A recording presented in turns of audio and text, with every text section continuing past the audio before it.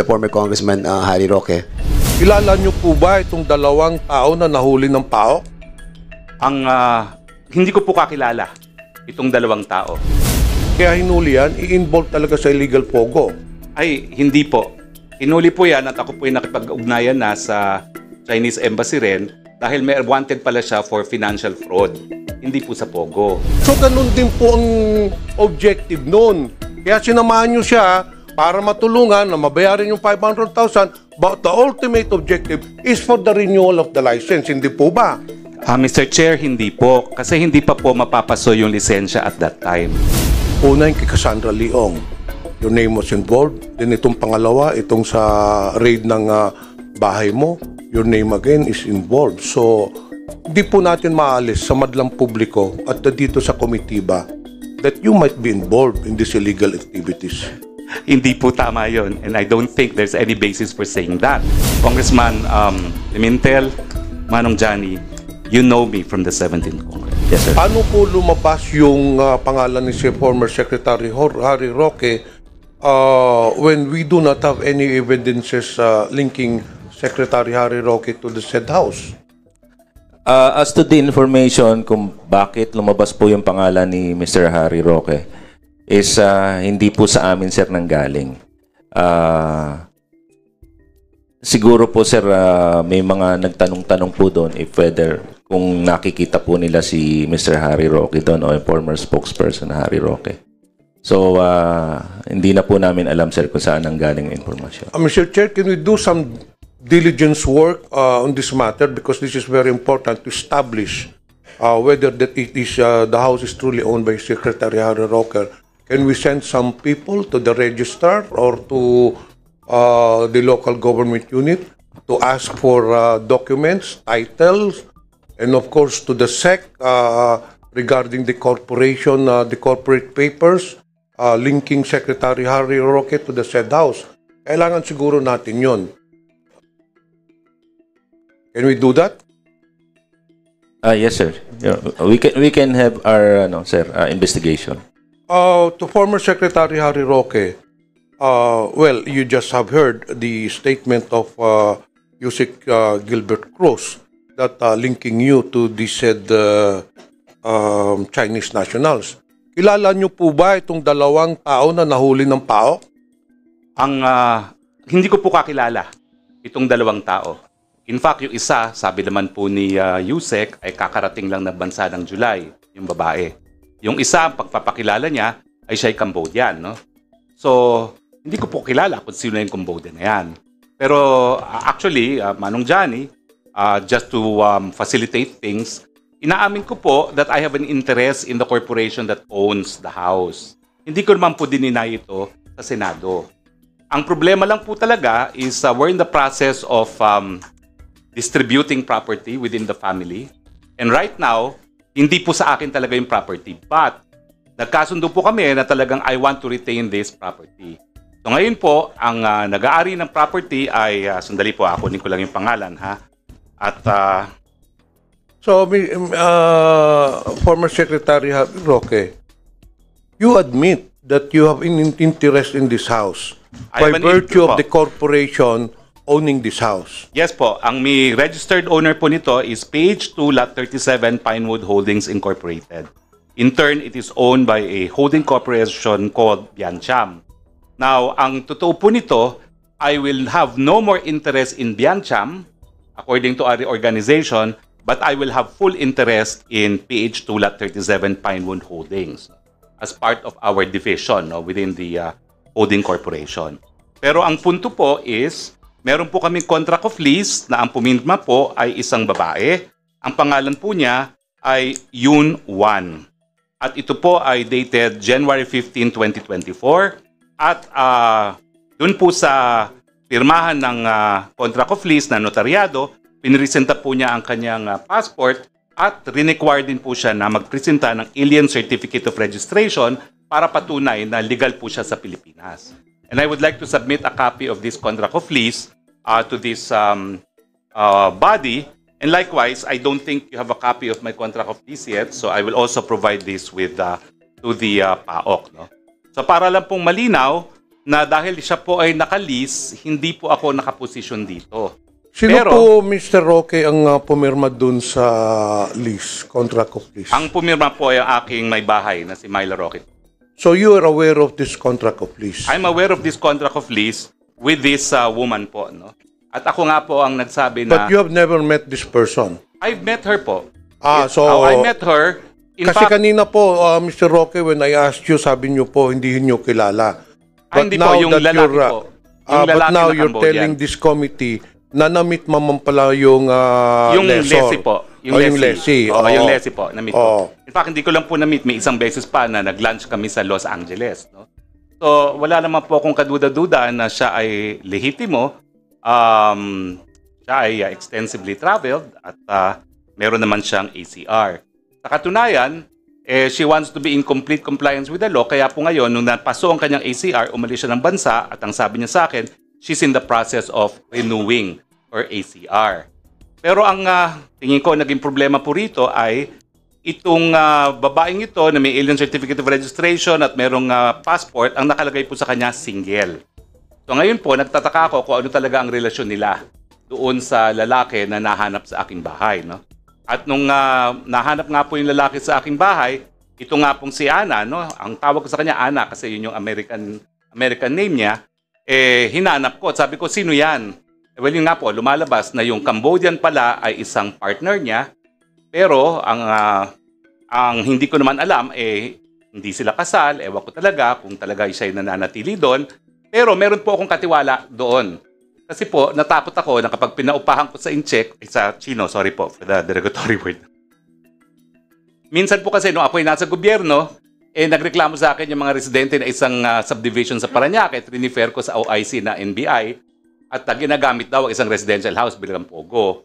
So, para nga po maiwasan na nagamitin ito for any other purpose, hindi ko po pinaalis yung katiwala ko doon. Nasa labas lang sila ng bahay, nag-aalaga ng hardin, nag-aalaga ng baka, at pinamamasbadan ko po kung ilan talaga ang pumapasok sa bahay. At ang sabi naman po nila, 3 hanggang 4 lang po ang talagang nag-i-stay sa bahay. At wala Mr. po Roque, talagang kailan ho niyo nakilala itong lessee ninyo? Well, actually ako po, na-meet ko siya sa LA, kailan lang po. Tapos na-meet ko rin siya nung simula Wait. po, no? Mr. Chair, na-meet mo yung lessee, nasa LA ka. Hindi po. Nag-lunch kami sa LA. Okay. Nag-lunch po kami sa LA. When you met this person, this lessee, meron ng existing contract of lease o wala pa? Meron na po. Kaya ako po siya kakilala. Kailan po nag-start yung contract of lease ninyo, Ang Mr. date Chair? po dito ay January 15, 2024 po itong hawak kong contract. So prior to the signing of the lease contract, you never knew this person? Yung lalaki po. Pero yung babae, kilala ko na rin. Matagal na mukhang kilala to. Kakilala ko na rin po yung babae. Pero ang contract of lease po niya is January 15, 2024. January 2024 yung contract of lease. So kailan na ho nyo nakilala itong taon to? Hindi naman po matagal. Kailan lang din po. Hindi ko lang po maalala talaga kung kailan. Pero kasi, matagal na nilang gusto i-lease yung property. Ang balita Sino ko po dun ang nagrekomenda sa inyo itong person na ito? Well, sila po talagang mapursige na gusto nilang umupa. Ako, nung una, ayaw ko talaga kasi gustong-gusto ko po yung bahay ko, no? At palagi po ako dun sa lugar na yon, no?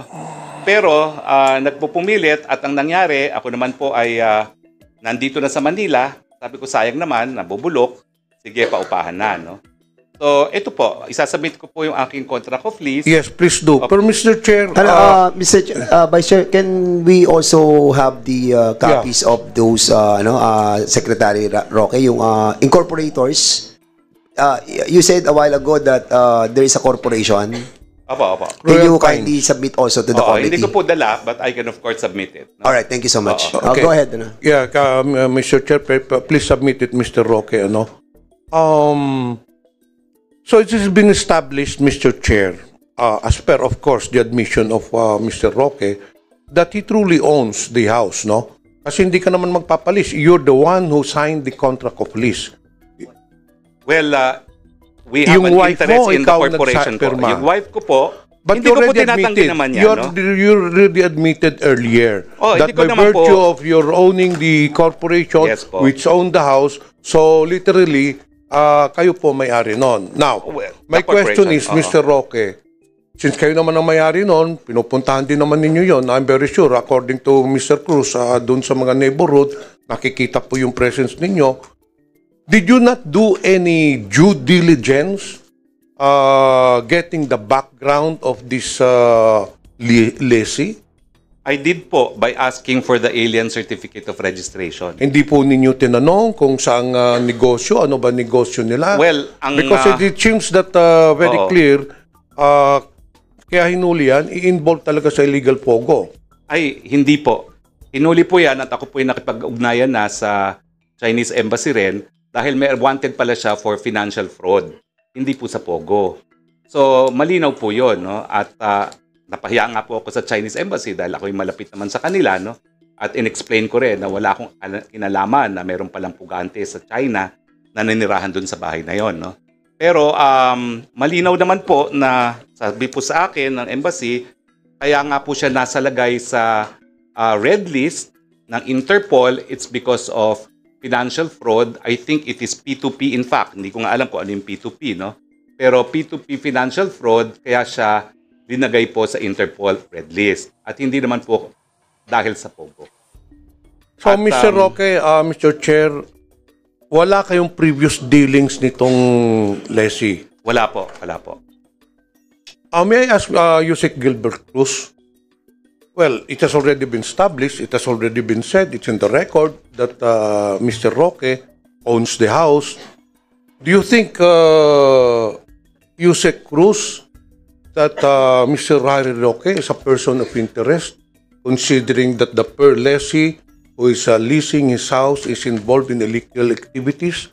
Do you think that Mr. Harry Roque will be a subject of investigation or should be investigated? With this development, sir, we will include former spokesperson Harry Roque in our investigation. But of course, sir, we need documents coming from all the agencies involved to prove the ownership of the property.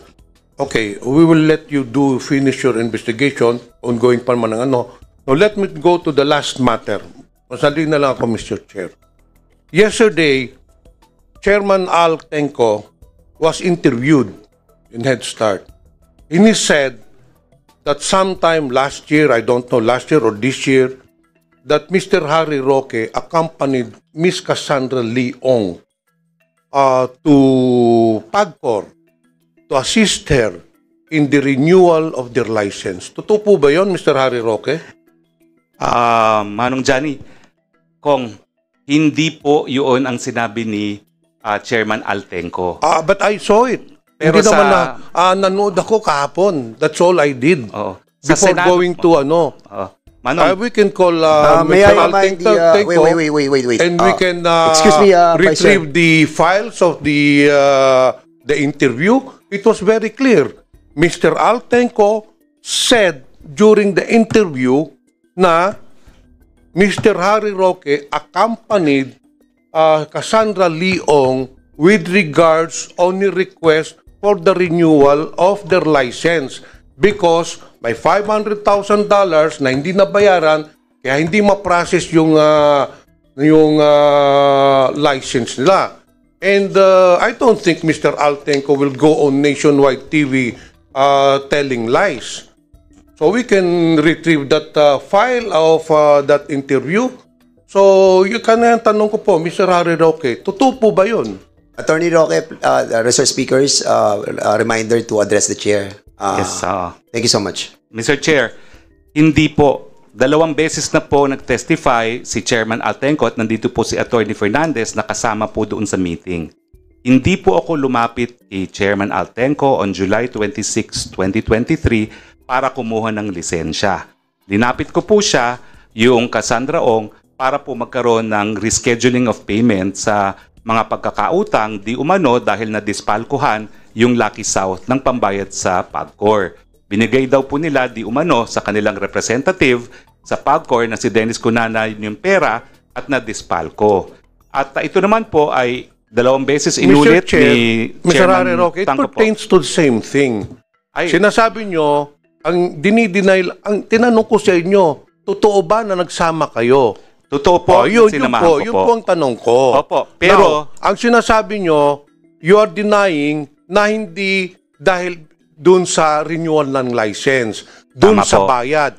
But still, it's still the same issue dahil you cannot renew your license until such time that the $500,000 dollars will be paid. So, ganun din po ang objective nun. Kaya sinamahan nyo siya para matulungan na mabayaran yung $500,000, but the ultimate objective is for the renewal of the license. Hindi po ba? Mr. Chair, hindi po. Kasi hindi pa po mapapaso yung lisensya at that time. At in fact, yung last hearing sa Senado, sinabi naman po ni Chairman Altenco na meron pa silang lisensya which was granted by the previous administration and good for 3 years. So hindi pa po sila up for renewal. Okay. Yun lang po. That's besides the point. But you admit that sinamahan po ninyo si Cassandra Leong sa PABCOR to meet with Altenco. Totoo po yan. At paulit-ulit ko naman po yan. In-affirm din po, Mr. Chairman, sa Senado. So, Mr. Roque, Mr. Chair, ano ang relasyon ninyo kay Cassandra Leong? Are you a legal counsel? Are you a consultant? I am Why legal- did you have to accompany Ms. Leong to PABCOR? Well, In I what am- capacity? In my capacity as a practicing lawyer po, because the company that she represents is Whirlwind Corporation. Whirlwind Corporation po is isang service provider. At ang kliyente po niya ay ang Lucky South. And I'm happy po na nandito si Chairman Domingo para ma-explain ko anong nature ng service provider. They provide all services po to their POGOs, lalo na yung mga nasa POGO Hub, kasi po hindi nag-i-English yung mga POGO na yan. So they deal with the outside world using service providers. At yan po yung negosyo ni Whirlwind na kumpanya po ni Cassie Ong. No? At yung panahon nga po noon, ang problema nila, yung representante nila sa PABCOR mismo, di umano, ang kanilang naging problema. So ako naman po, in-accommodate ko naman po dahil alam ko na parang nabiktima naman itong mga taong ito. At yun nga po, ang hiningi namin kung po pwedeng bayaran yung obligasyon na gives, no, by installment basis. Pero wala pa pong usaping lisensya nung panahon na yon. Mr. Chair, Mr. Roque, Interjection lang, Vice Chair. Kapraso lang. Just wanted to find out the Whirlwind Corporation is a Whirlwind Corporation is a realty development corporation. Am I correct? Tama po yan, Mr. Chair.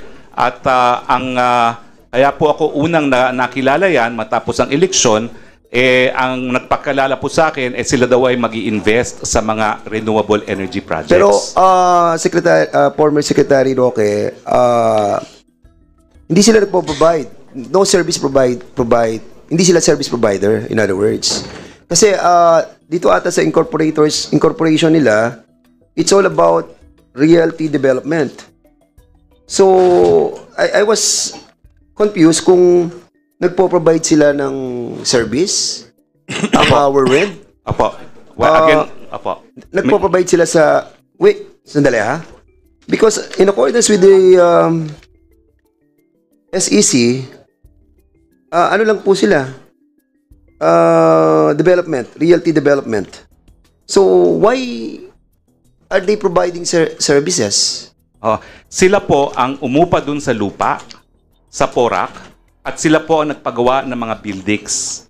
At sila po ang Yes. nagpapaupa sa Lucky South. Yes, so, correct. yung by being a service provider, at alam ko po naman po, ang patakaran ng mga ibang service provider, ganyan rin, sila nagbibigay ng physical infrastructure, pati computer sila nagbibigay, at iba pang mga serbisyo dun sa mga nag-ooperate ng POGO, kasi mga POGO talaga, mga Chino, at dun sila talaga sa electronic gambling na involved. So, aside from the realty development, they provide services as well.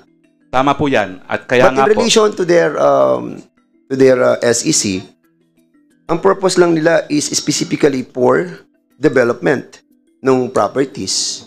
So, I think there are some violation with regards to the delivering services as well.